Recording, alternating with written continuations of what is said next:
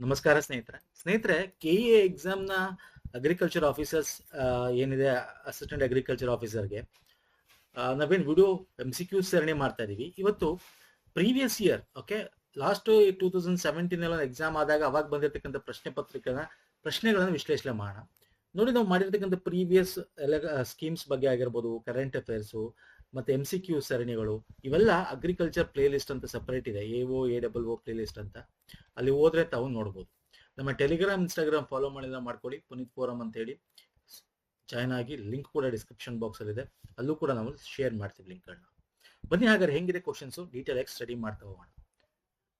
Biologically organic material utilise by bacteria and plant ಯಾವುದು ಅಂತ. Bacteria ಹಾಗೂ ಸಸ್ಯ ಸಮೂಹಗಳಲ್ಲಿ ಉಪಯೋಗಿ ಜೈವಿಕ ಪದಾರ್ಥ ಯಾವುದು ಅಂತ. ಇದು ಸಿಂಪಲ್ ಕ್ವಶನ್. ರೈಸೋಬಿಯಂ ನೀವು ಕೇಳಿರ್ತೀರಾ, ಓದಿರ್ತೀರಾ ನೀವು ಅಲ್ವಾ?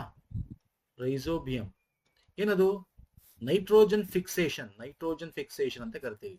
ಸಾರಜನಕ ಸ್ಥಿರೀಕರಣ, ವಾತಾವರಣ ಅಟ್ಮಾಸ್ಫಿಯರಿಕ್ ಇರತಕ್ಕಂಥ ನೈಟ್ರೋಜನ್ಗಳನ್ನ ತಗೊಂಡು ಅದನ್ನ ಅಮೋನಿಯಾ ಆಗಿ ಕನ್ವರ್ಟ್ ಮಾಡಿ ಪ್ಲಾಂಟ್ಗೆ ಕೊಡ್ತಕ್ಕಂಥದ್ದು rhizobium. Okay, so very easy question ಇದು. ಓಕೆ, ಎಲ್ಲಾ ತರ ಕ್ವಶನ್ಸ್ ಕೂಡ ಬರ್ತವೆ. ಸೊ ಹಾಗಾಗಿ ದಿಸ್ ಇಸ್ ಜೈವಿಕ ಪದಾರ್ಥ, ಬ್ಯಾಕ್ಟೀರಿಯಾ. ಬಯೋಲಾಜಿಕಲ್ ಆರ್ಗ್ಯಾನಿಕ್ ಮೆಟೀರಿಯಲ್ ಯಾವುದು ಅಂತಂದ್ರೆ ನೈಟ್ರೋಜನ್. ನೆಕ್ಸ್ಟ್ ಬರ್ತದೆ, long, short and neutral day plants are classified based on.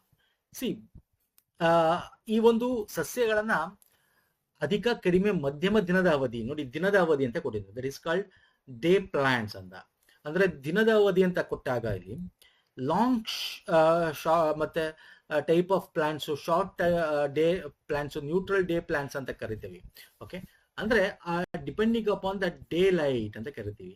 Day light ಅಂದ್ರೆ ಏನರ್ಥ ಅಂದ್ರೆ ನಾವು ಇದನ್ನ ಬೇರೆ ರೀತಿನೂ ಕರಿಬಹುದು. ಓಕೆ, ಏನಂತ ಕರಿಬಹುದು ಹೇಳ್ತೀರಾ? ಒಂದು ವರ್ಡ್ ಇದೆ, ಹೇಳ್ತೀರಾ?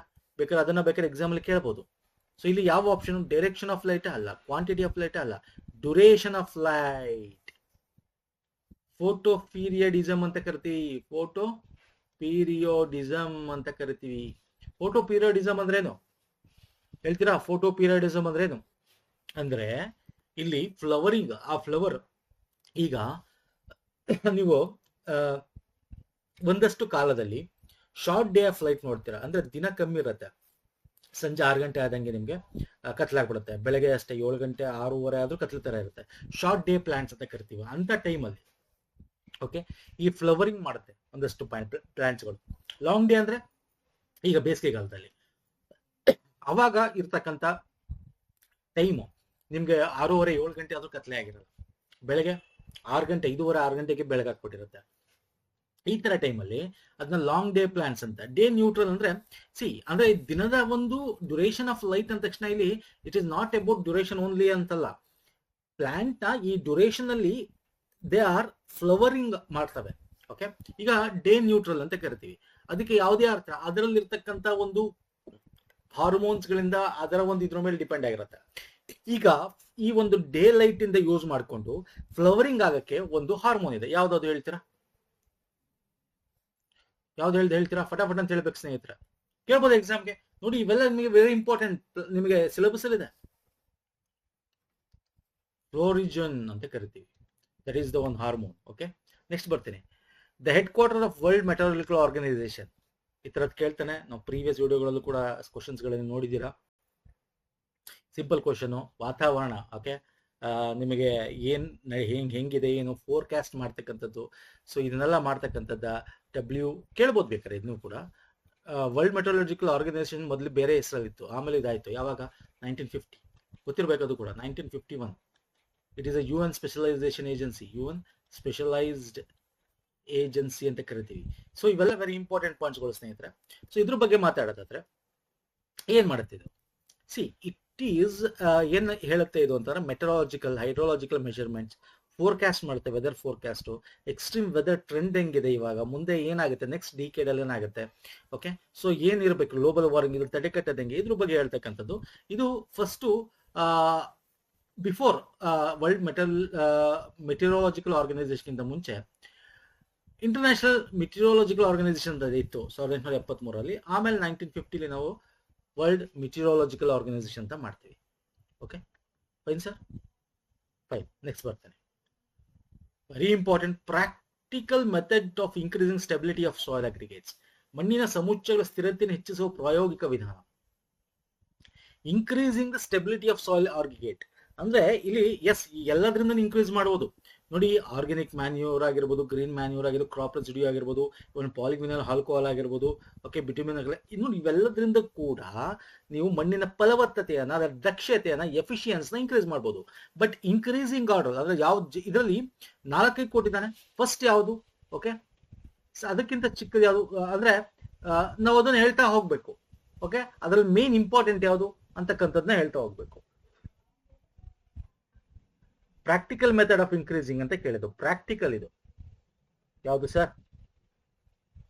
ಪ್ರಾಕ್ಟಿಕಲ್ ನೋಡಿ, ಇದೆಲ್ಲ ಕೆಮಿಕಲ್ ಆಯ್ತು. ನೋಡಿ ಇದೆಲ್ಲ ಇವೆಲ್ಲ ನಾವು ಬೇರೆ ರೀತಿಯ ಒಂದು ಇದನ್ನ ಇಂಟ್ಯೂಸ್ ಮಾಡಿ ಪ್ರಾಕ್ಟಿಕಲಿಟಿ ಅಂದಾಗ ಆಪ್ಷನ್ ಎ ಬರುತ್ತೆ. Organic manure, green manure, crop residual manure. Okay, so ಏನಪ್ಪ ಆರ್ಗ್ಯಾನಿಕ್ ಅಂತಂದ್ರೆ ಸಾವಯವ ಹಸಿರು ಗೊಬ್ಬರ. ಏನು ವಾಟ್ ಇಸ್ ದ ಡಿಫರೆನ್ಸ್ ಕೇಳ್ಬೋದು. Organic manure, green manure, crop residue. Crop residue ನಿಮ್ಗೆ ಗೊತ್ತೇ ಇದೆ, ಬೆಳೆದಿರ್ತಕ್ಕಂಥ ಬೆಳೆಗಳನ್ನ ಕಟಾವು ಮಾಡದೇನೆ, ಅಂದ್ರೆ ಅದರ ಒಂದು ನೀವೇನೋ ಈಗ ಒಂದೇನೋ ಇದು ಬೆಳೆದಿತ್ತು ಅಂತ ಇಟ್ಕೊಳ್ಳಿ, ಅದರ ಬೇರ್ ತೆಗಿಯಲ್ಲ, ಹಂಗೆ ಸಸಿ ಬಿಟ್ಬಿಡ್ತಾರೆ. ಕಾಳುಗಳಾಗಿರ್ಬೋದು, ಓಕೆ, ಕಾಳುಗಳು ಬೆಳೆದಿರ್ತೀರಾ, ಅದನ್ನ ಹಂಗೆ ಬಿಡೋದು, ಅದು ಹಂಗೆ ಒಣಗುತ್ತೆ, ಆಮೇಲೆ ಅಲ್ಲೇ ನೀವು ಉಳುಮೆ ಮಾಡಿ ಅಲ್ಲಿಗೆ ಬಿಡೋದು ಕ್ರಾಪ್ ರೆಸಿಡ್ಯೂಸ್. ಅಥವಾ ನೀವು ಫಾರ್ ಎಕ್ಸಾಂಪಲ್ ಹೇಳೋದಾದ್ರೆ ಏನ್ ಮಾಡ್ಬೋದು, ನಿಮ್ಗೆ ಏನೋ ಉದ್ರಿರುತ್ತೆ ಮರಗಳದು, ಅದು ಅಲ್ಲೇ ಬಿಡೋದು, ಅದು ಅಲ್ಲೇ ಕೊಳಿತ ಆಗುತ್ತೆ ಅಲ್ವಾ ಸರ್? ಸೊ ಇದು ಕ್ರಾಪ್ ರೆಸಿಡ್ಯೂ. ಆರ್ಗ್ಯಾನಿಕ್ ಗ್ರೀನ್ ಮ್ಯಾನ್ಯೂರ್ಗೆ ಏನ್ ಡಿಫ್ರೆನ್ಸ್? ಆರ್ಗ್ಯಾನಿಕ್ ಮ್ಯಾನ್ಯೂರ್ ಅಂತಂದ್ರೆ ಸಾವಯವ ಗೊಬ್ಬರ ಅಂದ್ರೆ ನಿಮ್ಗೆ ಗೊತ್ತಿದೆ, ಹಸು, ಕುರಿ, ಕೋಳಿ ಏನ್ ಬರುತ್ತೆ ಅದು, ಅದರ ಒಂದು ಇದನ್ನ ತಂದು ಹಾಕ್ತಕ್ಕಂಥದ್ದು. ಇನ್ನು ಗ್ರೀನ್ ಮ್ಯಾನ್ಯೂರ್ ಅಂದ್ರೆ ಏನು? ಸೊ ಇದನ್ನ ತಂದು ಹಾಕಿದಾಗ ನಮ್ಗೆ ಏನಾಗುತ್ತೆ, nitrogen, phosphorus, potassium, micro nutrients ಸಿಗುತ್ತೆ. ಓಕೆ, ಅದನ್ನ ಹಾಕಿ ಅದನ್ನ ಉಳುಮೆ ಮಾಡ್ತಾ ಇದ್ರೆ ಒಳಗೆ ಮಿಕ್ಸ್ ಮಾಡಿ. ಇನ್ನೊಂದು ಗ್ರೀನ್ ಮ್ಯಾನ್ಯೂರ್ ಅಂತಕ್ಕಂಥ ಹಸಿರು ಗೊಬ್ಬರ ಅಂತಕ್ಕಂಥ ಇದೆ, ಏನು ಬೆಳೆ ಬೆಳಿಬೇಕು ಅನ್ಕೊಂಡಿರುತ್ತೆ ಅದಕ್ಕಿಂತ ಮುಂಚೆ ಒಂದು ಫುಲ್ಲು ತುಂಬಾ ಹೆಚ್ಚು ನ್ಯೂಟ್ರಿಯೆಂಟ್ ಇರ್ತಕ್ಕಂಥ ಒಂದು ಸಸಿನ ಬೆಳೆಸೋದು. ಓಕೆ, ಅದನ್ನ ಕಟಾವ್, ಅದರಲ್ಲಿ ಇರ್ತಕ್ಕಂಥ ಇದನ್ನ ಹೂ ಬಿಟ್ಟು ಅದು ಹಣ್ಣು ಕಾಯಿ ಈ ತರ ಬಿಡಕ್ಕಿಂತ ಮುಂಚೆನೆ ಹೂ ಬಿಟ್ಟ ತಕ್ಷಣ ಅದನ್ನ ಕಟಾವ್ ಮಾಡ್ಬೇಕು. Okay, green manure is fastest growing ಒಂದು ಪ್ಲಾಂಟ್ಸ್ ನ ಬೆಳೆಸ್ತಕ್ಕಂಥದ್ದು. ಓಕೆ, ಸೊ ಇದೇನಾಗುತ್ತೆ ಅಂತಂದ್ರೆ ಇದನ್ನ ಬೆಳೆಸಿದಾಗ ನೆಕ್ಸ್ಟ್ ಒಂದು ಆಲ್ಮೋಸ್ಟ್ ಒಂದು 40 ಡೇಸೋ 30 ಡೇಸೋ ಮುಂಚೆ, ಓಕೆ, ಇದನ್ನ ನಾವು ಕ್ರಾಪ್ ಮಾಡಲ್ಲ ಇದನ್ನ. ಓಕೆ, ಇದನ್ನ ಹಂಗೆ ಏನ್ ಮಾಡ್ತೀವಿ ಅಂತಂದ್ರೆ ಬಿಟ್ಬಿಟ್ಟು ಅದನ್ನ ಅಲ್ಲೇ ಉಳುಮೆ ಮಾಡ್ತೀವಿ. ಅವಾಗ ಇದ್ರಲ್ಲಿರ್ತಕ್ಕಂಥ ಮೈಕ್ರೋ ನ್ಯೂಟ್ರಿಯೆಂಟ್ಸ್ ಗಳು ಏನಿರ್ತವೆ, ಇದ್ರಲ್ಕಿಂತ ನ್ಯೂಟ್ರಿಯೆಂಟ್ಸ್ ಗಳು ಮಣ್ಣಿಗೆ ಸೇರ್ತಾರೆ. ಅರ್ಥ ಆಗ್ತಿದೆಯಲ್ಲ? ಸೊ ಈ ಮಣ್ಣಿಗೆ ಸೇರೋದ್ರಿಂದ ಏನಾಗುತ್ತೆ, ಮೈಕ್ರೋ ಆರ್ಗನಿಸಮ್ ಬೆಳಗುತ್ತೆ. ಸಾಯಿಲ್ ಮೈಕ್ರೋ ಆರ್ಗನಿಸಮ್ ಬೆಳೆದಾಗ ಅದನ್ನ ಬಯೋಲಾಜಿಕಲ್ ಗ್ಲೂ ಅಂತ ಕರಿತೀವಿ. ಇದು ಗೊತ್ತಿರಬೇಕು. ಈ ಮೈಕ್ರೋ ಆರ್ಗನಿಸಮ್ ಯಾಕೆ ಬಯೋಲಾಜಿಕಲ್ ಗ್ಲೂ ಅಂತ ಕರಿತೀವಿ ಅಂದ್ರೆ ಅಲ್ಲಿ ಇರ್ತಕ್ಕಂಥ ನ್ಯೂಟ್ರಿಯೆಂಟ್ಸ್ ಗಳನ್ನ ಹಿಡಿದಿಟ್ಕೊಳ್ತವೆ ಮೈಕ್ರೋ ಆರ್ಗಾನಿಸಮ್ಸ್ ಗಳು. ಅರ್ಥಾಗ್ತಿಲ್ಲ ಸ್ನೇಹಿತರೆ? So option 1 is the right answer. ನೋಡಿ ಎಷ್ಟು ಚೆನ್ನಾಗಿದೆ ಕ್ವಶನ್ಸ್ ಗಳು, ಹೆಂಗ್ ಕೇಳಿದಾನೆ. Okay, so will move to next question. Next, ಮಧ್ಯಮ ಮಳೆ ಬೀಳುವ ಹಾಗೂ ಕಡಿಮೆ ನೀರು ಇಂಗುವ ಭೂಪ್ರದೇಶಗಳಿಗೆ ಶಿಫಾರಸು ಮಾಡಿರುವ ಬದುಗಳ ನಿರ್ಮಾಣ. ಓಕೆ, ಅಂದ್ರೆ ಮಧ್ಯಮ ಮಳೆ. Okay, rainfall with poor permeability and recommended mechanical structure of bonds. ಬದು ಕಟ್ತಾರಲ್ಲ ಗದ್ದೆಗಳಲ್ಲಿ, ಕೌಂಟರ್ ಬಾಂಡ್, ಗ್ರೇಡೆಡ್ ಬಾಂಡ್. ಇಲ್ಲಿ ನೋಡಿ, ಇದು ಅಡ್ಡಲಾಗಿ ಕಟ್ತಾರೆ, ಇದು ಉದ್ದಲಾಗಿ ಕಟ್ತಾರೆ. ಯಾವ ಕಟ್ತಾರೆ, ಯಾವ ತರದ್ದು ಕಟ್ತಾರೆ? ಸಮತಳಿ ಬದು, ಅಗಲವಾದ ತಳ ಹೊಂದಿದ ಬದು, ಸಮತಳಿ ಮತ್ತು ಅಗಲವಾದ ಹೊಂದಿದ ಬದು, ಇಳಿಜಾರು ಬದು, ಗ್ರೇಡೆಡ್ ಬಾಂಡ್ಸ್. ಹೇಳ್ತೀರಾ? ಇದು ನಾನು ನಿಮಗೆ ಕೊಟ್ಟಿರೋದು ಅರ್ಥ ಆಗ್ಲಿ ನೋಡಿದ್ರೆ ಅಂತ. ಸೊ ಇದು ನೋಡಿ, ಅಡ್ಡಲಾಗಿ ಮಾಡಿದ್ರೆ ಇದು ಲಾಂಗಿಟ್ಯೂಡಿನಲ್ ಇರ್ತವೆ, ಹಿಂಗೆ ಲಾಂಗಿಟ್ಯೂಡಿನಲ್ ಇರ್ತವೆ. ಸೊ ಯಾವುದು? ಗ್ರೇಡೆಡ್ ಬಾಂಡ್ಸ್ ಅಲ್ವಾ? Option D. ಇಲ್ಲಿ ಏನಾಗುತ್ತೆ, ಈ ಕಡಿಮೆ ನೀರು ಇಂಗುವ ಪ್ರದೇಶ ಅಂತ ಒಂದು ಕೊಟ್ಟಿದ್ದಾರೆ. ಕಡಿಮೆ ನೀರು ಇಂಗುವ ಪ್ರದೇಶ ಅಂದ್ರೇನು ಸರ್? ಅಂದ್ರೆ ಪೂರ್ ಪರ್ಮಿಯಬಿಲಿಟಿ ಅಂತ ಕರಿತೀವಿ. ಅಂದ್ರೆ ಈಗ ಹೆಚ್ಚು ಮಳೆ ಬೀಳುತ್ತೆ ಅಥವಾ ಮಧ್ಯಮ ಮಳೆ ಬೀಳ್ಬೋದು. Okay, medium to high rainfall ಬೀಳ್ಬೋದು. ಅಲ್ಲಿ ಏನಾಗುತ್ತೆ, ಈ ಮಣ್ಣು ಹಿಡಿದಿಟ್ಕೊಳ್ತಕ್ಕಂಥ ಕೆಪಾಸಿಟಿ ಇಲ್ಲ ಅದು. ಸೊ ಮಳೆ ಬಿದ್ದಾಗ ಏನಾಗುತ್ತೆ, ಹರಿತಾ ಇರುತ್ತೆ. ಸೊ ಅಂತ ಕಡೆ ನಾವು ಈ ತರ ಒಂದು ಗ್ರೇಡೆಡ್ ಬಾಂಡ್ಸ್ ಗಳನ್ನ ಮಾಡ್ತೀವಿ. ಓಕೆ, ಗ್ರೇಡೆಡ್ ಬಾಂಡ್ಸ್ ಗಳನ್ನ ಮಾಡ್ತೀವಿ. ಇದು ಒಂಥರ ಚಾನಲ್ ತರ ಇರುತ್ತೆ. ಅದು ಮಣ್ಣು ಸವೆಸೋದನ್ನ ತಡೆಯುತ್ತೆ, ನೀರು ಬೇಗ ಹೋಗೋದನ್ನ ತಡೆಯುತ್ತೆ, water logging, preventing water logging and erosion ನ ತಡೆಯುತ್ತೆ. Okay, run off the protected water ವೇನ ತಡೆಯುತ್ತೆ. ಓಕೆ, ಇನ್ನು ಸಮತಳಿ ಕೌಂಟರ್ ಬಾಂಡ್ಸ್ ಇದೆಯಲ್ಲ, that is also very important. Typically ನಾವು ರೋಡ್ ಲೈನ್ ಫಾಲ್ ಅಲ್ಲಿ ಅದು ನಿಂಗೆ ಕಂಪ್ಲೀಟ್ಲಿ ಗದ್ದೆನ ಹಿಂಗೆ ಎಲ್ಲಾ ಕಡೆ ಅಂತ ಎಳೆದಿಟ್ಬಿಟ್ಟಿರ್ತೀವಿ ಅದನ್ನ. ಓಕೆ, ಯಾಕೆ ಅಂದ್ರೆ ಅಲ್ಲಿ ರೈನ್ ಇಲ್ಲ, ನೀರಾವರಿ ನೀರು ಬಂದಾಗ ನೀರು ಹರಿಸ್ಬೇಕು, ನೀರು ಹರಿಸಿ ಅಲ್ಲಿ ಆ ಒಂದು ನೀರನ್ನು ನಿಲ್ಲಂಗ್ ಮಾಡಬೇಕು. ಕೌಂಟರ್ ಬಾಂಡ್ಸ್ ಬಂಡ್ಸ್ ಅಂತ ಕರಿತೀವಿ. ಓಕೆ, ಗ್ರೇಡೆಡ್ ಬಾಂಡ್ಸ್ ಅಥವಾ ಬಂಡ್ಸ್ ಅಥವಾ ಕೌಂಟರ್ ಬಂಡ್ಸ್ ಅಂತ ಕರಿತೀವಿ. So very important. Fine sir, ಅರ್ಥ ಆಗಿದೆ ಅನ್ಕೋತೀನಿ. ನೆಕ್ಸ್ಟ್ ಬರ್ತಾನೆ ನೋಡಿ. ಇದು ಕ್ವಶನ್ ಕೇಳಿದಾನೆ ನಿಮ್ಗೆ, ಸ್ವಲ್ಪ ಜಿಯೋಗ್ರಫಿ ರಿಲೇಟೆಡ್ ಕೇಳ್ತಾನೆ. ಯಾಕಂದ್ರೆ agriculture is basically is a part of ಒಂದು ರೀತಿ ನಾವು ಜಿಯೋಗ್ರಫಿ ಅಡೆಲ್ಲ ನೋಡ್ತೀವಿ, ಒಂದು ಪಾರ್ಟ್ ಆಗಿದ್ದು ಕೂಡ ತೆಗೋತೀವಿ ನಾವು ಅದರಲ್ಲಿ. ಓಕೆ, ಹ್ಯೂಮನ್ ಜಿಯೋಗ್ರಫಿ ಅಂತೀವಿ, ಹಿಂಗೆ ಅಗ್ರಿಕಲ್ಚರ್ ಜಿಯೋಗ್ರಫಿ, ಪ್ರಾಕೃತಿಕ ಫಿಸಿಕಲ್ ಜಿಯೋಗ್ರಫಿ ಅಂತೀವಿ. ಓಕೆ, ಸೊ ಹಾಗಾಗಿ ಕರ್ನಾಟಕದಲ್ಲಿರುವ ನದಿ ಸಂಪನ್ಮೂಲಗಳ ವಿಭಾಗಗಳು ಎಷ್ಟಿದೆ ಕರ್ನಾಟಕದಲ್ಲಿ ಅಂತ ಕೇಳಿದ್ದಾನೆ. ಸೊ ಬಂದಿರೋ ಕ್ವಶನ್ ಅಲ್ವಾ ಸರ್ ಇದು? ಆಕ್ಚುಲಿ ಹೇಳ್ಬೇಕು ಅಂತಂದ್ರೆ 7 ಇದೆ ಸರ್, 7 ಆಗಿ ಮಾಡ್ತೀನಿ, 7 part. But 6 is near by ಇದೆ, 6ನ ಹಾಕೋಬಹುದು ಟೆಕ್. ಸೊ ನಿಮ್ಗೆ ಗೊತ್ತಿರಲಿ, ವೆರಿ ಇಂಪಾರ್ಟೆಂಟ್ ಇದು ಕೂಡ. ಯಾವ್ದು ಗೋದಾವರಿ, ಕೃಷ್ಣ, ಕಾವೇರಿ, ನಾರ್ತ್ ಪೆನ್ನಾರ್, ಸೌತ್ ಪೆನ್ನಾರ್, ಪಲ್ಮಾರ್ ಅಂತ ಕರಿತೀವಿ, ಅಥವಾ ಪಾಲಾರ್ ಅಂತ ಕರಿತೀವಿ. 7ನೇದು ವೆಸ್ಟ್ ಫ್ಲೋಯಿಂಗ್, ಇದು ಈಸ್ಟ್ ಫ್ಲೋಯಿಂಗ್ ರಿವರ್. ಪೂರ್ವ, ಯೂಶಲಿ 2 ಪಾರ್ಟ್ ಮಾಡ್ಬೋದು, ಪೂರ್ವ ದಿಕ್ಕಿಗೆ ಮತ್ತೆ ಪಶ್ಚಿಮ ದಿಕ್ಕಿಗೆ. ಅಲ್ಲಿ ಪೂರ್ವ ದಿಕ್ಕದಲ್ಲಿ ಈ 6 ಭಾಗ, ಪಶ್ಚಿಮ ದಿಕ್ಕದು 1, 7 ರೀತಿ ನಾವು ಮಾಡ್ತಕ್ಕಂಥದ್ದು. ಓಕೆ, ಅರ್ಥ ಆಗ್ತಿದೆಯಲ್ಲ?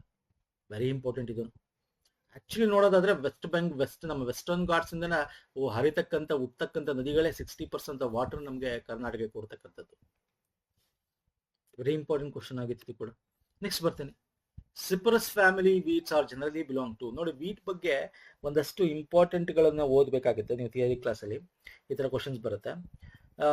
ಕರೆಂಟ್ ಅಫೇರ್ ಅಲ್ಲಿ ಇದ್ರೂ ಕೂಡ ಅದರ ಬಗ್ಗೆ ನೋಡ್ಕೊಳ್ಳಿ. ಸೈಪರಸ್ ಜಾತಿಗೆ ಸೇರಿದ ಕಳೆಗಳ ವರ್ಗ ಹುಲ್ಲುಗಳು ಬರುತ್ತಾ, ಅದರಲ್ಲಿ ಜೇಕು, ಸೆಡ್ಜಸ್ ಅಂತ ಕರಿತೀವಿ, ಅದು ಬರುತ್ತಾ. ಬ್ರಾಡೆಡ್ ಲೀವ್ಡ್ ಬರುತ್ತಾ. ಅಂದ್ರೆ ಸಿಪ್ರಸ್ ಅಂತಕ್ಕಂಥ ಒಂದ್ ರೀತಿ ನಿಮಗೆ ಗೋಲ್ಡನ್ ತರ ಇರುತ್ತೆ, ಒಂದ್ ರೀತಿ ಸ್ಟಾರ್ ತರ ಇರುತ್ತೆ. ಅದ್ರ ಕಳೆ ನೋಡಿರ್ತೀರಾ, ಈ ಕಾಂಗ್ರೆಸ್ ನೋಡಿಲ್ವಾ, ಮತ್ತೆ ಇನ್ನೊಂದು ಲ್ಯಾಂಟಾನ ನೋಡಿಲ್ವಾ, ಅದೇ ತರ ಇದು ಒಂದು ಕೂಡ ಜಾತಿ ಇದು. So right answer option B. Okay, sedges ಅಂತ ಕರಿತೀವಿ ಅಥವಾ ಜೇಕು ಅಂತ ಕರಿತೀವಿ. ನಾನು ತೋರಿಸ್ತೇನೆ. ಸೊ ಈ ತರ ಇರುತ್ತೆ ನೋಡಿ ಕಳೆ. ಇದು ಕಳೆ ಅಂದ್ರೆ ಗೊತ್ತಲ್ಲ ನಮ್ಗೆ, ಬೇಡದೇ ಇರೋದು, ಅದನ್ನ ತೆಗಿಬೇಕು. ಇಲ್ಲಾಂದ್ರೆ ನಮ್ಮ ಅಕ್ಕಪಕ್ಕದ ಮೇನ್ ಬೆಳೆಗೆ ಏನ್ ಬೇಕಾಗಿರುತ್ತೆ ನ್ಯೂಟ್ರಿಯೆಂಟ್ಸ್ ಇದು ಹೀರ್ಕೊಂಡ್ಬಿಡ್ತವೆ, ಅದು ಅದಕ್ಕೆ ಏನು ಸಿಗಲ್ಲ ಅಲ್ವಾ. ಸೊ ಸೆಡ್ಜಸ್ ಅಂತ ಕರಿತೀವಿ. ಇನ್ನು ಬೇರೆ ಬೇರೆನು ಕೇಳಿದಾನೆ ಇಲ್ಲಿ. Broad leaved filamentous. ನೋಡಿ, ಬ್ರಾಡ್ ಲೀವ್ಡ್ ಇಲ್ಲ ಇದು. Okay, sedges are not broad leaved, single ಆಗಿ ಬರುತ್ತೆ ಈ ತರ. ಓಕೆ, ಇಲ್ಲಿ ನೋಡ್ಬೋದು ನೀವು, ಈ ತರ ಇರುತ್ತೆ. ಅಂಡ್ ಇಲ್ಲಿ ಬ್ರಾಡ್ ಲೀವ್ಡ್ ಬರೋದು ಗ್ರಾಸಸ್ ಅಂದ್ರೆ ಪೋಯಸಿ ಅಥವಾ ಗ್ರಾಮಿನೇ ಫ್ಯಾಮಿಲಿಗೆ ಸೇರಿರ್ತಕ್ಕಂಥದ್ದು. ಇದು ಕೂಡ ನಾವು ಒಂದು ರೀತಿಯಾದ ಕಳೆ ಅಂತಾನೆ ಕರಿತೀವಿ. ಡಿಪೆಂಡ್ಸ್, ಇದು ಟ್ರಯಾಂಗ್ಯುಲರ್ ಒನ್ಸ್ ತರ ಇರುತ್ತೆ. ಓಕೆ, ಗ್ರಾಸ್ಗಳು ಬೆಳೀತವೆ. ಗ್ರಾಸ್ ಅಲ್ಲಿ ತುಂಬಾ ವಿಧಗಳಿದೆ. ಬ್ರಾಡ್ ಲೀವ್ಡ್ ನ ಡಿಕೋಟಿಲಿಡೋನಸ್ ವೀಡ್ ಅಂತ ಒಂದು ಕ್ಯಾಟಗರಿ ಫ್ಯಾಮಿಲಿ ನಾವು ಅದನ್ನ ಇದು ಮಾಡ್ತೀವಿ. ಹಾಗೆ ಫಿಲಮೆಂಟೋಸ್ ಅಂತಕ್ಕಂಥದ್ದು ಕೂಡ ಥ್ರೆಡ್ ಲೈಕ್ ಸ್ಟ್ರಕ್ಚರ್ ಇರುತ್ತೆ. ಓಕೆ, ಇವೆಲ್ಲ ಕೂಡ ನಾವು ವೀಡ್ಸ್ ಜಾತಿಗೆ ಇರೋದು. ಬಟ್ ಇಲ್ಲಿ ನಮ್ಗೆ ಕೇಳಿರೋದು ಯಾವುದೋ ಒಂದು ಸಿಪ್ರಸ್ ಜಾತಿಗೆ ಸೇರಿರೋದು ಯಾವುದು, ಸೆಡ್ಜಸ್ ಅಂತ. ಓಕೆ, ನೋಡಿ ಎಷ್ಟು ಚೆನ್ನಾಗಿದೆ ಕ್ವಶನ್. ಸೊ ನೀವು ಓದ್ತಾ ಇದ್ರೆ ಇದನ್ನ ನೀವು ಓರೇಶ್ ನೋಡಿ. Okay, you can test your skills. ನೀವೇನು ಓದಿರ, ಏನು ಎಕ್ಸಾಮ್ಸ್ ಬೇಗ ಬಂದ್ಬಿಡುತ್ತೆ 1 ತಿಂಗಳು. ಬೆಳೆಗಳ ವ್ಯವಸ್ಥೆಯ ದಕ್ಷತೆ ಈ ಕೆಳಗಿನಂತೆ ನೀಡಲಾಗುತ್ತದೆ. ಓಕೆ, ಸಿಸ್ಟಮ್ ಎಫಿಷಿಯನ್ಸಿ ಬೆಳೆಗಳದು, ಇಲ್ಲಿ ಬೆಳೆಗಳದ್ದು ಮಾತ್ರ ಕೇಳೋದು, ನಾಟ್ ಲ್ಯಾಂಡ್. ದಯವಿಟ್ಟು ಅರ್ಥ ಮಾಡ್ಕೊಳ್ಳಿ. ಯಾಕಂತಂದ್ರೆ ಇಲ್ಲಿ ನಿಮಗೆ ಎಷ್ಟೊಂದು ಜನಕ್ಕೆ ಏನಾಗುತ್ತೆ, ಬೆಳೆಗಳ ವ್ಯವಸ್ಥೆಯ ದಕ್ಷತೆ, ಎಫಿಷಿಯನ್ಸಿ. ಒಂದು ಕ್ರಾಪ್ ಬೆಳೆದಿದೆ ಅಂದ್ರೆ ಅದ್ರ ಎಫಿಷಿಯನ್ಸಿ ನಾವು ಹೆಚ್ಚು ಜಾಸ್ತಿ ಬಂದಿದೆ ಅಂತ ಹೆಂಗ್ ಹೇಳ್ತೀವಿ ಅಂತ. ಓಕೆ, ಹೆಂಗ್ ಹೇಳ್ತೀವಿ ಅಂದ್ರೆ ಆ ಬೆಳೆ ಇಳುವರಿ ಬಂದಿರೋದ್ರ ಹೇಳ್ತೀವಿ. ಏನ್ ಸರ್ ನಾವ್ ಹೇಳ್ತೀವಿ, ಇಳುವರಿ ಅಂತ ಕರಿತೀವಿ. ಇಳುವರಿ ಅಂದ್ರೆ ಏನು ಸರ್, ಈಲ್ಡ್ ಅಂತ ಕರಿತೀವಿ. ಸೊ ಈಲ್ಡ್ ಎಷ್ಟು ಇಳುವರಿ ಬಂದಿದೆ, ಯಾವ್ದ್ರ ಬೇಸಿಸ್ ಮೇಲೆ ಇಳುವರಿ ಬಂದಿರುತ್ತೆ, ನೀವು ಯಾವ್ದ್ರ ಬೇಸಿಸ್ ಮೇಲೆ ಬಂದಿರುತ್ತೆ ಇಳುವರಿ, ಆ ಒಂದು ಬೆಳೆಯ ಅವಧಿಯಲ್ಲಿ. ಸೊ ಬೆಳೆಗಳ ಇಳುವರಿ, ಬೆಳೆಗಳ ಅವಧಿ ಏನಿದೆ, yield of crop divided by duration of crop. ಇದರಿಂದ ನಾವು ಆ ಸಿಸ್ಟಮ್ ಎಫಿಷಿಯನ್ಸಿ, ಬೆಳೆಗಳ ವ್ಯವಸ್ಥೆ ಎಷ್ಟು ಚೆನ್ನಾಗಿ ಬಂದಿದೆ ಅಂತ ಹೇಳ್ತೀವಿ. ಈಗ ನೋಡಿ, ನಿವ್ವಳ ಆದಾಯ, ಒಟ್ಟು ಆದಾಯ, ಇದು ಏನಾಗುತ್ತೆ ಸರ್, ಆದಾಯ ಬಂದು ಎಕಾನಮಿ ಬಗ್ಗೆ. ಓಕೆ, ಎಕಾನಮಿ, ಪ್ರಾಫಿಟ್, ಇದ್ರ ಬಗ್ಗೆ ಮಾತಾಡ್ತಾರೆ, ಪ್ರಾಫಿಟ್ ಅಥವಾ ಲಾಸ್ ಬಗ್ಗೆ ಮಾತಾಡ್ತಾ ಇರೋದು. ಸೊ ಇದಂತೂ ಅಲ್ವೇ ಅಲ್ಲ. ಇನ್ನೊಂದು net returns duration of crops ಅಂತಿದೆ. ಅಂದ್ರೆ ಇದು ಕೂಡ ನಿಮ್ಗೆ ಎಕಾನಮಿ ಬಗ್ಗೆ, ಎಷ್ಟು ಡ್ಯೂರೇಷನ್ ಆಫ್ ಕ್ರಾಪ್, ಅದ್ರಲ್ಲಿ ನಿಮ್ಗೆ ಎಷ್ಟು ದುಡ್ಡು ಸಿಕ್ತು ಅನ್ನೋದು. ಸೊ ಇದು ಎಕಾನಮಿ ಬಗ್ಗೆ ನಾನು ನಿಮ್ಗೆ ಹೇಳ್ತಾ ಇದ್ದೀನಿ. ಇಟ್ ಇಸ್ ಅ ಕ್ರಾಪ್ ಅಂತ ಕೊಟ್ಟಿದ್ದಾನೆ. ಅಂಡ್ ಆಲ್ಸೋ ಲ್ಯಾಂಡ್ ಬಗ್ಗೆನೂ ಕೇಳ್ತಾ ಇದ್ದಾರೆ, ಜಸ್ಟ್ ಕ್ರಾಪ್. ಯಾಕಂದ್ರೆ ನಿಮ್ಗೆ ಆಪ್ಷನ್ 4 ನೋಡಿ, ಒಟ್ಟು ಆದಾಯ ಮಸ್ ಕೃಷಿ ವೆಚ್ಚ ಬೈ ಬೆಳೆ ಇಳುವರಿ ಅಂತಿದೆ. ಸೊ ಇದು ಕೂಡ ಅಲ್ಲ. ಸೊ ಇಳುವರಿ ಡಿವೈಡ್ ಬೈ ಬೆಳೆಗಳ ಅವಧಿ, yield of crop of the system divided by total duration of the system ಅಂತ ಕರಿತೀವಿ. ಓಕೆ, ಕ್ರಾಪಿಂಗ್ ಸಿಸ್ಟಮ್ ನ ನಾವು ಈ ತರ ಕ್ಯಾಲ್ಕುಲೇಟ್ ಮಾಡ್ತೀವಿ. ನಾನು ನಿಮ್ಗೆ ಆಲ್ರೆಡಿ ಹೇಳಿದೆ, it is a profit, financial profitability option B. Option C economic efficiency ಬಗ್ಗೆ ಮಾತಾಡುತ್ತೆ. ಅರ್ಥ ಆಗ್ತಿದೆಯಲ್ಲ ಸ್ನೇಹಿತರೆ? ಎಸ್, ನೆಕ್ಸ್ಟ್ ಬರ್ತೇನೆ. 1 ಹೆಕ್ಟೇರ್ ಮಿಲಿಮೀಟರ್ ನೀರು. ನೋಡಿ ಯಾವ ತರ ಕ್ವಶನ್ಸ್ ಬಂದಿದೆ. 1 ಹೆಕ್ಟೇರ್ ಮಿಲಿಮೀಟರ್ 10⁻⁴ ಎಷ್ಟು ಗೆ ಸಮ ಅಂತ ಕೇಳಿದ್ದಾರೆ.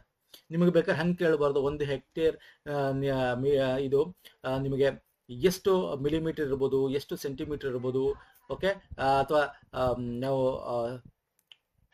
ಕ್ಯೂಸೆಕ್ಸ್ ಬೇಕಾದ್ರೆ ಕೇಳ್ಬೋದು. ಸೊ ಇಲ್ಲಿ ರೈಟ್ ಆನ್ಸರ್ ಆಪ್ಷನ್ 10⁻⁴. ಇದನ್ನ ಕ್ಯಾಲ್ಕುಲೇಷನ್ ಮಾಡೋದು ಕೂಡ ಕಲಿಬಹುದು, ಬೇಕಾಗಿಲ್ಲ ಸ್ನೇಹಿತರೆ. ಯಾಕಂದ್ರೆ ಇದು ಮ್ಯಾಥಮೆಟಿಕ್ಸ್ ಎಲ್ಲ ಸಿಟಿ ಇಲ್ಲ, ಇಲ್ಲಿ ನಾನು ಲಿಸ್ಟ್ ಕೊಟ್ಟಿನಿ, ಇದೇನು ಬೇಕಾಗಿಲ್ಲ ನಿಮಗೆ, ಜಸ್ಟ್ ನಿಮಗೆ ರೆಫರೆನ್ಸ್ ಅಷ್ಟೇ ಹೆಂಗೆ ಅಂತ. ಬಟ್ ಇಲ್ಲಿ ನೀವೇನ್ ತಿಳ್ಕೊಬೇಕು ಅಂತಂದ್ರೆ, 1 ಕ್ಯೂಸೆಕ್ಸ್ ಅಂದ್ರೆ 228.3 ಇಂಥದ್ದು ಕೇಳ್ತಾನೆ ಎಕ್ಸಾಮ್ ಅಲ್ಲಿ. 1 ಕ್ಯೂಮೆಕ್ ಅಂತಂದ್ರೆ 1000 ಲೀಟರ್ಸ್. 1 ಹೆಕ್ಟೇರ್ ಇನ್ ಮಿಲಿಮೀಟರ್ ಅಲ್ಲಿ ಕೇಳಿದ್ರೆ 10,000. 10,000 ಅಲ್ಲಿ 4 0 ಇದೆ ಅಂದ್ರೆ ಏನರ್ಥ 10⁻⁴. ಅರ್ಥ ಆಯ್ತಾ? 1 ಹೆಕ್ಟೇರ್ ಸೆಂಟಿಮೀಟರ್ ಅಂದ್ರೆ ಎಷ್ಟಿದೆ? 5 0 1 ಲಕ್ಷ ಅಂದ್ರೆ 10⁵. ಇಲ್ಲಿ 1 ಹೆಕ್ಟೇರ್ ಮೀಟರ್ ಅಂದ್ರೆ ಎಷ್ಟು? ಇಲ್ಲಿ ಜಾಸ್ತಿ ಇದೆ, ಇನ್ನು ಎಷ್ಟು 0 ಇದೆ? 1 2 3 4 6 7 ಇದೆ, 10⁻⁷. ಅರ್ಥ ಆಗ್ತಿದೆಯಲ್ಲ? ಇದಿಷ್ಟು ತಿಳ್ಕೊಂಡ್ರೆ ಸಾಕು. 10⁻⁴ ಅಂಡ್ ಎಷ್ಟು 0 ಇದೆ ಅಂತ ನೋಡ್ಕೊಳ್ಳಿ ಒಂದ್ಸಲ. This is more than enough ಅನ್ಕೋತೀನಿ ನಾನು. ಓಕೆ, ಕ್ಯಾಲ್ಕುಲೇಷನ್ ಇಲ್ಲಿ ಕೊಟ್ಟಿದ್ದೀನಿ, ಬೇಡ, ನಾಟ್ ನೆಸಸರಿ. ನಿಮ್ಗೆ ಕ್ಯಾಲ್ಕುಲೇಷನ್ ಕೇಳಲ್ಲ ಇದರಲ್ಲಿ. ಓಕೆ, ಅರ್ಥ ಆಗ್ತಿದೆಯಲ್ಲ? ನೆಕ್ಸ್ಟ್ ಹೋಗೋಣ. ಬನ್ನಿ. ಕೃಷಿಯಲ್ಲಿ ಅತಿ ಹೆಚ್ಚಾಗಿ ಕಂಡು ಬರುವ ನಿರುದ್ಯೋಗದ ವಿಧ. ಓಕೆ, ನೋಡಿ ಯಾವ ತರ ಬೇಸಿಕ್ಸ್ ಕೇಳ್ತಾನೆ. ಅನ್ಎಂಪ್ಲಾಯ್ಮೆಂಟ್, ಇದು ಕೃಷಿಯಲ್ಲಿ ನಾವು ಎಕನಾಮಿಕಲ್ ಓದ್ತೀವಿ ನೋಡಿ, ಅಗ್ರಿಕಲ್ಚರ್ ಎಕಾನಮಿ ಅಂತೀವಿ ಇದನ್ನ. ನೋಡಿ ಹೆಂಗಿದೆ ನಿಮ್ಗೆ ಅಗ್ರಿ ಎಕಾನಮಿ, ನಿಮ್ ಸಿಲೆಬಸ್ ಅಲ್ಲಿ ಇದೆ. ಹೆಂಗಿದೆ ಕ್ವಶನ್ಸ್ಗಳು, ಹೆಂಗ್ ಬರುತ್ತೆ ಅಂತ ನೀವು ಒಂದೊಂದು ಪಾಯಿಂಟ್ ನಿಮ್ಗೆ ಸಿಲೆಬಸ್ ಏನಿದೆಯಲ್ಲ ಅದನ್ನ ನೀವು ಸಿಲೆಬಸ್ನೇ ಅರ್ಥ ಮಾಡ್ಕೋಬೇಕು. ಅದ್ರಲ್ಲಿ ಏನ್ ಕೇಳಬಹುದು ಅನ್ನೋದು ಅರ್ಥ ಮಾಡ್ಕೋಬೇಕು. ಅದಕ್ಕೆ ಸಿಲೆಬಸ್ ಫಸ್ಟ್ ನೀವು ಕ್ಲೀನ್ ಆಗಿ ಓದ್ಕೋಬೇಕಾಗುತ್ತೆ. ಸೊ ಇಲ್ಲಿ ಒಂದು ಆಪ್ಷನ್ಸ್ ಚೆನ್ನಾಗಿ ಕೊಟ್ಟಿದ್ದಾರೆ. ಒಂದೊಂದ್ಸಲ ನಿಮ್ಗೆ 2 ಆಪ್ಷನ್ಸ್ ಕೊಡ್ತಾನೆ. ಇಲ್ಲಿ ಕೊಟ್ಟಿರೋದ್ರಲ್ಲಿ ನೋಡೋದ್ರೆ ಸೀಸನಲ್ ಅನ್ಎಂಪ್ಲಾಯ್ಮೆಂಟ್ ಇದೆ, ಫ್ರಿಕ್ಷನಲ್ ಸ್ಟ್ರಕ್ಚರ್ ಕೆನ್ಸನ್ ಅಂತ ಇದೆ. Seasonal unemployment is the right answer. ಇದ್ರ ಬದಲು ನೋಡಿ, ಇದ್ರ ಬದಲು ಡಿಸ್ಗೈಸ್ಡ್ ಅನ್ಎಂಪ್ಲಾಯ್ಮೆಂಟ್ ಅಂತ ಕೊಡ್ತಾನೆ. ಡಿಸ್ಗೈಸ್ಡ್ ಅನ್ಎಂಪ್ಲಾಯ್ಮೆಂಟ್ ಅಂತ ಕೊಡ್ತಾನೆ. ಸೊ ಇದಕ್ಕೂ ಅದಕ್ಕೆ ಏನ್ ಡಿಫ್ರೆನ್ಸು? ಇದಕ್ಕೂ ಅಥವಾ ಕನ್ನಡದಲ್ಲಿ ಏನಾದ್ರೆ ಮರೆಮಾಚಿದ ನಿರುದ್ಯೋಗ ಅಂತ ಕೊಡ್ತಾರೆ. ಅದಿದ್ರೆ ಅದನ್ನು tick hockey, that is also correct. C, ನಾವು ಅನ್ಎಂಪ್ಲಾಯ್ಮೆಂಟ್ ನಾವು ನೋಡ್ತಾ ಹೋದ್ರೆ ಸ್ನೇಹಿತರೆ, ಸೈಕ್ಲಿಕಲ್ ಅನ್ಎಂಪ್ಲಾಯ್ಮೆಂಟ್ ಬರುತ್ತೆ. ಅದು ಎಲ್ಲ ಟೋಟಲ್ ಓವರ್ ಆಲ್ ಎಕಾನಮಿ ಅಂತ ನೋಡೋದ್ರೆ, ನಾವು ಈ ಒಂದು ಅಗ್ರಿಕಲ್ಚರ್ ನೋಡೋದಾದ್ರೆ 2 ಮುಖ್ಯವಾದದ್ದು. ಒಂದು ಸೀಸನಲ್ ಮತ್ತೆ ಇನ್ನೊಂದು ಡಿಸ್ಗೈಸ್ಡ್. ಓಕೆ, ಒಂದು ಸೀಸನಲ್, ಇನ್ನೊಂದು ಡಿಸ್ಗೈಸ್ಡ್. ಇದೆರಡು ಇಂಪಾರ್ಟೆಂಟ್. ಸೀಸನಲ್ ಅಂದ್ರೆ ಈಗ ನಿಮಗೆ ಮಳೆ ಬರುತ್ತೆ, ಅಥವಾ ಆರಂಭ ಕಾಲ ಅಂತ ಕರಿತೀವಿ. ಆರಂಭ ಆಯ್ತು ಅಂದ್ರೆ ಮಳೆ ಬಂತು, ಅವಾಗ ಒಂದು ಮಳೆ ಇಲ್ದೇ ಇರೋ ಟೈಮಲ್ಲಿ, ಓಕೆ, ಅವಾಗ ನಿಮಗಿರಲ್ಲ, ಅವಾಗ ನಿಮ್ಗೆ ಕೆಲಸ ಇರಲ್ಲ ಗದ್ದೆದು. ಆಗ ಏನಾಗುತ್ತೆ, ಅದು ಸೀಸನಲ್ ಅಂತೀವಿ ಅಲ್ವಾ? ಸೀಸನಲ್ ಅಂದ್ರೆ ಅದು ಸೈಕಲ್ ರಿಪೀಟ್ ಆಗ್ತಾ ಹೋಗ್ತದೆ. ಸೀಸನಲ್, ನೀವು ಮಳೆ ಸೀಸನ್ ಅಲ್ಲಿ ಬೆಳೆ ಇರುತ್ತೆ, ಬೆಳೆ ಆದ್ಮೇಲೆ ಮಳೆ ಬಂದಿಲ್ಲ ಅಂತಂದ್ರೆ ಇಲ್ಲ, ಅದೊಂದು. ಡಿಸ್ಗೈಸ್ಡ್ ಅನ್ಎಂಪ್ಲಾಯ್ಮೆಂಟ್ ಅಂದ್ರೆ ಡಿಸ್ಗೈಸ್ಡ್ ಅಂತಕ್ಕಂಥದ್ದು ಏನಿದೆ, ಇದು ಈಗ 3 ಎಕರೆ ಇದೆ ಅಂತ ಇಟ್ಕೊಳ್ಳಿ. 3 ಎಕರೆ ಭೂಮಿ ಇದೆ, 3 acres ಭೂಮಿ ಇದೆ. ಓಕೆ, ಎಷ್ಟು ಜನ? 4 ಜನ ಇದ್ರು. ಓಕೆ, ಗಂಡ ಹೆಂಡತಿ 2 ಮಕ್ಕಳು. ಓಕೆ, 2 ಮಕ್ಕಳು 4 ಜನ ಇದ್ರು. ಈಗೇನಾಯ್ತು, ಅವ್ರ 2 ಮಕ್ಳಿಗೆ ಮದುವೆ ಆಯ್ತು ಅಂದ್ರೆ ಆ 4 ಜನದಲ್ಲಿ ಇನ್ನೊಬ್ರು ಆ್ಯಡ್ ಆದ್ರು, ಪ್ಲಸ್ ಇನ್ನೊಬ್ರು ಆ್ಯಡ್ ಆದ್ರು. ಇವಾಗ ಏನಾಗುತ್ತೆ, 6 ಜನ ಆಯ್ತು. ಈಗ ಟೋಟಲ್ ಎಷ್ಟು ಸರ್? 6 ಜನ ಆಯ್ತು. ಇವ್ರಿಗೆ ಏನಾದ್ರು ಮಕ್ಳು ಹುಟ್ರೆ ಒಬ್ಬೊಬ್ರು ಒಂದೊಂದು ಅಂದ್ಕೊಳ್ಳಿ, 8 ಜನ ಆಯ್ತು. ಈಗೇನಾಗುತ್ತೆ, ಮಕ್ಳು ಬಿಟ್ಬಿಡಿ, ಅಟ್ಲೀಸ್ಟ್ 6 ಜನ. ಇದೇ 3 ಎಕರೆಲಿ 6 ಜನ ಕೆಲಸ ಮಾಡ್ತಾರೆ. ಆಕ್ಚುಲಿ ಬೇಕಾಗಿಲ್ಲ 4 ಎಕರೆ. 4 ಎಕರೆ ಸಾಕು. 4 ಜನ ಸಾಕಾಗಿತ್ತು 3 ಎಕರೆಗೆ. ಈಗ ಅದೇ 6 ಜನ ಆಯ್ತು. ಓಕೆ, ಇನ್ನು ಮಕ್ಕಳು ಸೇರಿಸ್ಕೊಂಡ್ರು ಅವರು ಕೆಲಸ ಮಾಡುವಾಗ 8 ಜನ ಆಯ್ತು. ಆಕ್ಚುಲಿ ಇದು ಹೋಗ್ತಾ ಕಮ್ಮಿ ಆಗ್ಬೇಕು. ಈ 3 ಎಕರೆಗೆ 4 ಜನ ಏನ್ ನಡೆಸ್ತಾ ಇತ್ತು, ಇದು 10 ವರ್ಷದಿಂದ. ಇವಾಗ 2 ಸಾಕು, ಯಾಕಂದ್ರೆ ಇವಾಗ ಮಿಷಿನರೀಸ್ ಬಂದಿದೆ ಅಲ್ವಾ, ಟೆಕ್ನಾಲಜಿ ಬಂದಿದೆ. ಸೊ ಹಂಗಾಗಿ ಇಲ್ಲಿ ಬೇಕಾಗಿರ್ತ ಜನಕ್ಕಿಂತ ಜಾಸ್ತಿ ಜನ ಕೆಲಸ ಮಾಡ್ತಾರಲ್ಲ, ನಾಟ್ ನೆಸಸರಿ. ಅಂದ್ರೆ ಅಲ್ಲಿ ವೇಸ್ಟೇಜ್ ಆಗ್ತಾ ಇದೆ. ಎಂಪ್ಲಾಯ್ನ ಮರೆಮಾಚಿದ ನಿರುದ್ಯೋಗ, ಡಿಸ್ಗೈಸ್ಡ್ ಅನ್ಎಂಪ್ಲಾಯ್ಮೆಂಟ್ ಅಂತ ಕರಿತೀವಿ. ಓಕೆ, ಇದೆಲ್ಲ ಓದಿರ್ತೀರಾ, ನಿಮಗೆ ಎಕಾನಮಿ ಓದಿದ್ರೆ. ನೆಕ್ಸ್ಟ್ ಬರ್ತಾರೆ. Stratification of seeds is carried out by. ಬೀಜಗಳ ಸ್ಟ್ಯಾಟಿಸಿಫಿಕೇಶನ್. ಒಂದು ಸ್ಟ್ಯಾಟಿಸಿಫಿಕೇಶನ್, ಸ್ಕ್ಯಾರಿಫಿಕೇಶನ್ ಅಂತ ಕರಿತೀವಿ. ಸ್ಕ್ಯಾರಿಫಿಕೇಶನ್ ಅಂತ ಕೂಡ ಕರಿತೀವಿ. ಸೊ ಏನ್ difference? Stratification is physiological changes. Physiological changes. ಇದು ಫಿಸಿಕಲ್ ಚೇಂಜಸ್ ಮಾಡೋದು. ಇದು ಫಿಸಿಕಲ್. ಏನ್ ಹೇಳ್ತೀರಾ? ಬೀಜಗಳನ್ನ ಅಂದ್ರೆ stratification is nothing but scarification ಅನ್ನೋದು ಅಂದ್ರೆ ಅದೆರಡು ಟೆಕ್ನಾಲಜಿ ಚೇಂಜ್ ಅಷ್ಟೇ. ಅಂದ್ರೆ ಎರಡರಲ್ಲೂ ಏನ್ ಮಾಡ್ತೀವಿ ಬೀಜಗಳನ್ನ ಅಂದ್ರೆ, ಅದು ಮೊಳಕೆ ಹೊಡಿಯಕ್ಕೆ, ಓಕೆ, ಅದು ಮೊಳಕೆ ಹೊಡಿಯಕ್ಕೆ ಬೇಕಾಗಿರ್ತಕ್ಕಂಥ ವಾತಾವರಣ ಕ್ರಿಯೇಟ್ ಮಾಡ್ತಕ್ಕಂಥದ್ದು. ಸೊ ಇಲ್ಲಿ ರೈಟ್ ಆನ್ಸರ್ ಸ್ಟ್ಯಾಟಿಫಿಕೇಶನ್ಗೆ placing a seeds in a layer of sands at low temperature is the right answer. Soaking of hot water, gibberellic acid solution, sulphuric acid, ಇದನ್ನೆಲ್ಲ ನಾವು ಸ್ಕ್ಯಾರಿಫಿಕೇಶನ್ ಅಂತ ಕರಿತೀವಿ. ಓಕೆ, ಇದನ್ನ ಸ್ಕ್ಯಾರಿಫಿಕೇಶನ್ ಅಂದ್ರೆ ಏನರ್ಥ, ಈಗ ಹಾಟ್ ವಾಟರ್ ಇರೋದ್ರಿಂದ ತುಂಬಾ ಗಟ್ಟಿ ಇರೋ ಬೀಜ ಮೇಲ್ಗಡೆ ಏನು ತಿಕ್ಕಿರುತ್ತೆ, ಅದು ಸ್ವಲ್ಪ ಸ್ಲೋ ಆಗುತ್ತೆ. ಫಿಸಿಕಲ್ ಫಾರ್ಮೇಶನ್ ನಾವು ಅದನ್ನ ಚೇಂಜ್ ಮಾಡ್ತೀವಿ, ಅದಕ್ಕೆ ಫಿಸಿಕಲ್ ಅಂತ ಹೇಳಿದ್ ನಾನು. ಚೇಂಜ್ ಮಾಡಿದಾಗ ಏನಾಗುತ್ತೆ, ಅದು ಗಟ್ಟಿತನ ಇರೋದು ಬಿಟ್ಕೊಳ್ಳುತ್ತೆ, ಅಂದ್ರೆ ಇಟ್ ವಿಲ್ ಓಪನ್ ಆಗುತ್ತೆ ಪೋರ್ಸ್ಗಳು. ಆ ಓಪನ್ ಆದಾಗ ಆಕ್ಸಿಜನ್ ಮತ್ತೆ ಮಾಯ್ಸ್ಟ್ ಒಳಗಡೆ ಹೋಗುತ್ತೆ. ಆಕ್ಸಿಜನ್ ಮಾಯ್ಸ್ಟ್ ಬೇಗ ಒಳಗಡೆ ಹೋದಾಗ ಬೇಗ ಅದೇನಾಗುತ್ತೆ, ಮೊಳಕೆ ಹೊಡೆಯುತ್ತೆ. ಸೊ ಆದ್ರೆ ಇದು ನಾವು ಸ್ಟ್ಯಾಟಿಸಿಫಿಕೇಶನ್ ಅಂದ್ರೆ ಏನು, ಇದು placing seeds in layer of and. ಅಂದ್ರೆ ಆ ವಾತಾವರಣಕ್ಕೆ ತಕ್ಕಂತೆ ವಿಂಟರ್ ಕಂಡೀಷನ್ ಅಲ್ಲಿ ಅದನ್ನ ಲ್ಯಾಂಡ್ ಒಂದು ಮಣ್ಣಿನ ಅಡಿಯಲ್ಲಿ ಅದನ್ನ ಒಂದು ಸಾಯಿಲ್ ಲೇಯರ್, ಸ್ಟ್ಯಾಟಾ ಅಂತಂದ್ರೆ ಏನು, ಲೇಯರ್ಸ್ ಅಂತ ಕರೀತೀವಿ. ಸ್ಟ್ಯಾಟಾ ಅಂದ್ರೆ ಲೇಯರ್. ಸೊ ಅದ್ರ ಅಡಿಯಲ್ಲಿ ಇಟ್ಟು ಅದನ್ನ ಮಾಯಿಸ್ಟ್ ಅಂಡ್ ಕೋಲ್ಡ್ ಮಾಡ್ತಾರೆ, ಲೋ ಟೆಂಪರೇಚರ್ ಕಂಡೀಷನ್ ತರೋದು. ತಂದಾಗ ಏನಾಗುತ್ತೆ, ಲೋ ಟೆಂಪರೇಚರ್ ಕಂಡೀಷನ್ ನೀವು ನಿಮ್ಗೆ ಮೊಳಕೆ ಬರ್ಸ್ತೀರ, ಕಾಳುಗಳು ಏನ್ ಮಾಡ್ತೀರಾ, ಒದ್ದೆ ಮಾಡಿ ಉನಿಯಾಕೆ ಏನ್ ಮಾಡ್ತೀರಾ, ಒದ್ದೆ ಬಟ್ಟೆಲಿ ಕಟ್ಟಿಡ್ತೀರಾ ಅಲ್ವಾ ಸರ್, ಮೊಳಕೆ ಹೆಂಗ್ ಬರುತ್ತೆ. So that is the stratification. Okay, ಆ ತರ ಒಂದು ಕಂಡೀಷನ್ ತರ್ತಕ್ಕಂಥದ್ದು. So scarification or chemical treatment ಅಂತ ಕರಿತೀವಿ, ಯಾಕಂದ್ರೆ ಕೆಮಿಕಲ್ ಯೂಸ್ ಮಾಡ್ತೀವಿ. ಸೊ ಇದು ಫಿಸಿಕಲಿ ಚೇಂಜ್ ಮಾಡಕ್ಕೆ ಕೆಮಿಕಲ್ ಯೂಸ್ ಮಾಡಿ, ಇದು ಹಂಗಲ್ಲ. ಓಕೆ, ಅರ್ಥ ಆಗಿದೆ ಅನ್ಕೋತೀನಿ ಸ್ನೇಹಿತರೆ. ನೆಕ್ಸ್ಟ್ ಬರ್ತೀನಿ. ನ್ಯೂಕಸಲ್ ಕಾಯಿಲೆ, ರಾನಿಕೇತ್ ಕಾಯಿಲೆ ಕೋಳಿಗಳಿಗೆ ಹರಡುವ ಅತ್ಯಂತ ಸಾಂಕ್ರಾಮಿಕ ಮತ್ತು ಮಾರಕ ವೈರಸ್ ಆಗಿದೆ. ರಾನಿಕೇತ್ ಕಾಯಿಲೆಗೆ ಲಸಿಕೆಯನ್ನು ಯಾವ ಸಂಸ್ಥೆ ಕಂಡುಹಿಡಿದಿದೆ? ಯಾವ ಸಂಸ್ಥೆ ಹೇಳ್ತೀರಾ? ಡಿಸೀಸಸ್, ವೈರಲ್ ಡಿಸೀಸ್ ಪೋಲ್ಟ್ರಿ ಬರೋದು ವೆಟರ್ನರಿ ರಿಸರ್ಚ್ ಇನ್ಸ್ಟಿಟ್ಯೂಟ್ ಅಲ್ವಾ ಸರ್? IVRA ಎಲ್ಲಿದೆ? UP, ಉತ್ತರ ಪ್ರದೇಶ. ದಯವಿಟ್ಟು ಅರ್ಥ ಮಾಡ್ಕೊಳ್ಳಿ, ವೆರಿ ಇಂಪಾರ್ಟೆಂಟ್ ಸ್ನೇಹಿತರೆ. ಬೇಕಾದ್ರೆ ಈ ಡಿಸೀಸ್ ಏನು ಅಂತ ಬೇಕಾದ್ರೆ ಕೇಳಬಹುದು. ವೆಟರ್ನರಿ ರಿಸರ್ಚ್ ಇನ್ಸ್ಟಿಟ್ಯೂಷನ್ ಇಂಡಿಯನ್ದು ಎಲ್ಲಿ ಉತ್ತರ ಪ್ರದೇಶದಲ್ಲಿದೆ. ಓಕೆ, NDRI ಅಂದ್ರೆ ಡೈರಿ ರಿಸರ್ಚ್ ಇನ್ಸ್ಟಿಟ್ಯೂಷನ್, IRRI ಅಂತ rice research institution. Okay, so ಈ ತರದೆಲ್ಲ ನಿಮಗೆ ಗೊತ್ತಿರಬೇಕು. ಕೇಳಿರ್ತಾನೆ, ವೆಟರ್ನರಿ ಪೌಲ್ಟ್ರಿನೂ ಕೂಡ ನಿಮ್ಗೆ ಸಿಲೆಬಸ್ ಇದೆ. ಇದು ರಿಲೇಟೆಡ್ ಕಾಯಿಲೆಗಳು, ಅದಕ್ಕೆ ಸಂಬಂಧಪಟ್ಟಂತೆ ವ್ಯಾಕ್ಸಿನ್ಸ್ಗಳು, ಇವೆಲ್ಲ ನಿಮಗೆ ಎಕ್ಸಾಮ್ ಅಲ್ಲಿ ಬರುತ್ತೆ. ಮುಂದೆ ತಗೋಣ, ಕ್ವಶನ್ಸ್ಗಳು ತಗೋಣ. ಓಕೆ ನೋಡಿ, R2B ಸ್ಟ್ರೈನ್ ವ್ಯಾಕ್ಸಿನ್ ಇತ್ತು 1940, ಆಮೇಲೆ F ಸ್ಟ್ರೈನ್ ವ್ಯಾಕ್ಸಿನ್ ಅಂತ 1953 ತಂದ್ರು. ಸೊ ಇದು ಏನಾಗುತ್ತೆ, RDF ವ್ಯಾಕ್ಸಿನ್ ಅಂತ 15 ವೀಕ್ ಇರುತ್ತೆ ಸ್ಟಾರ್ಟಿಂಗು, ಅದರ ಒಂದು ಇದು ಕೆಪಾಸಿಟಿ. ಆಮೇಲೆ ಪುನಃ ನಾವು R2B ವ್ಯಾಕ್ಸಿನ್ ಆಗ್ಬೇಕಾಗತ್ತೆ 8 ರಿಂದ 10 ವೀಕಿಗೆ. ಸೊ ಇವೆಲ್ಲ ಚಿಕ್ಸ್ಗೆ, ಕೋಳಿ ಮರಿಗಳಿಗೆ ಹಾಕ್ತಕ್ಕಿಂತ ವ್ಯಾಕ್ಸಿನ್ಗಳು ರೋಗ ಬರ್ದಾರಂಗೆ ತಡೆಯೋಕ್ಕೋಸ್ಕರ. ಓಕೆ, ನೆಕ್ಸ್ಟ್, ಬಾಳೆ ಗಿಡದಲ್ಲಿ ಗಂಡು ಹೂವನ್ನು ತೆಗೆಯುವ ಕಾರ್ಯ ಏನಂತೀವಿ? Removal of banana male bud is referred as ಏನಂತೀವಿ ಸರ್? ಎಲ್ಲ ಪಾಯಿಂಟ್ ಇಂಪಾರ್ಟೆಂಟ್ ಇಲ್ಲಿ, ಎಲ್ಲ ಆಪ್ಷನ್. ಮಾಟ್ ಕಿಕಿಂಗ್, ಟಿಪ್ಪಿಂಗ್, ಡಿಸಕ್ಕರಿಂಗ್, ಡಿನೇವಲಿಂಗ್ ಅಂತೀವಿ. ಯಾವುದು? ಯಾಕೆ ತೆಗಿತೀವಿ ಅದು ಗೊತ್ತಿರಬೇಕು. Why we have to remove ಅಂದ್ರೆ, ಆ ಒಂದು ಹೂ ಬಿಟ್ಟಿರುತ್ತಲ್ಲ ಮೇಲ್ಗಡೆ ತೆಗಿತಾರೆ. ಯಾಕೆಂತಂದ್ರೆ ನಾಟ್ ಅದು ಬೇಕಾಗಿಲ್ಲ ನಮ್ಗೆ ಅಂತ. ಯಾಕೆ ಬೇಕಾಗಿಲ್ಲ ಅಂದ್ರೆ, ಆ ಬಾಳೆಹಣ್ಣು ಬೆಳಿಬೇಕು ಅಂದ್ರೆ, ಹಣ್ಣುಗಳು ದಪ್ಪ ಆಗ್ಬೇಕು ಅಂದ್ರೆ ಇದೇ ಅದನ್ನ ಕಂಪ್ಲೀಟ್ ನ್ಯೂಟ್ರಿಯೆಂಟ್ಸ್ ಹೀರ್ಕೊಂಡ್ಬಿಡುತ್ತೆ. ಆಗ ಅದು ತೆಗ್ದಾಗ ಬಾಳೆಹಣ್ಣು ಹೀರ್ಕೊಳ್ಳುತ್ತೆ, ಇದು ಹೀರ್ಕೊಳ್ಳೋ ತಪ್ಪುತ್ತೆ, ಆಗ ದಪ್ಪ ಆಗುತ್ತೆ. ಬೇಕಾಗಬೇಕು, ಗಂಡುದು ನಮ್ಗೆ ಬೇಕಾಗಿಲ್ವಲ್ಲ. ನೋಡಿ, ಮಕ್ಕಳಲ್ಲಿ ಮಾತ್ರ ಗಂಡು ಕೇಳ್ತಾರೆ, ಬೇರೆ ಎಲ್ಲಾ ಕಡೆನೂ ಕೂಡ ಪ್ರಾಣಿಗಳಲ್ಲಿ, ಸಸ್ಯಗಳಲ್ಲಿ ಹೆಣ್ಣು ಕೇಳ್ತಾರೆ. ಹೆಂಗಿದೆ, ಅದನ್ನ ಡಿನೇವಲಿಂಗ್ ಅಂತ ಕರಿತೀವಿ.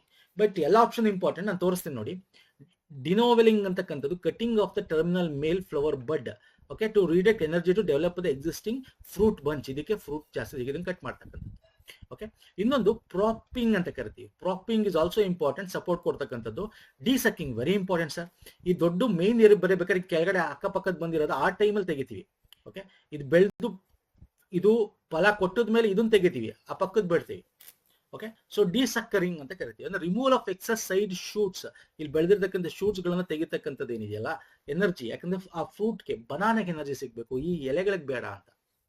ಬಂಚ್ ಕವರಿಂಗ್ ಅಂತ ಕರಿತೀವಿ. ಮತ್ತೆ ಇನ್ನೊಂದು ಮಾಟ್ ಟಾಕಿಂಗ್, ಅಂದ್ರೆ ಅದ್ರದ ಒಂದು ಈ ಗೊನೆ ಕಿತ್ತಾದ ಮೇಲೆ ನಾವು ಅದನ್ನ ತೆಗಿತೀವಲ್ಲ, ಸೊ ಅದನ್ನ ಮಾಟ್ ಕಾಕಿಂಗ್ ಅಂತ ಕರಿತೀವಿ. ನೋಡಿ, ಎಲ್ಲ ಆಪ್ಷನ್ ಇದೆ ಇದರಲ್ಲಿ, ಎಲ್ಲ ಕೂಡ ಇಂಪಾರ್ಟೆಂಟ್. ಅರ್ಥ ಆಗ್ತಿದೆಯಲ್ಲ? Fine sir. ಇಲ್ಲಿ ಕೊಟ್ಟಿದ್ದೀನಿ, ನ್ಯೂಟ್ರಿಯೆಂಟ್ ಕನ್ಸರ್ವೇಷನ್ಗೋಸ್ಕರ, ಫ್ರೂಟ್ ಡೆವಲಪ್ಮೆಂಟ್ಗೋಸ್ಕರ ಮಾಡ್ತಕ್ಕಂಥದ್ದು.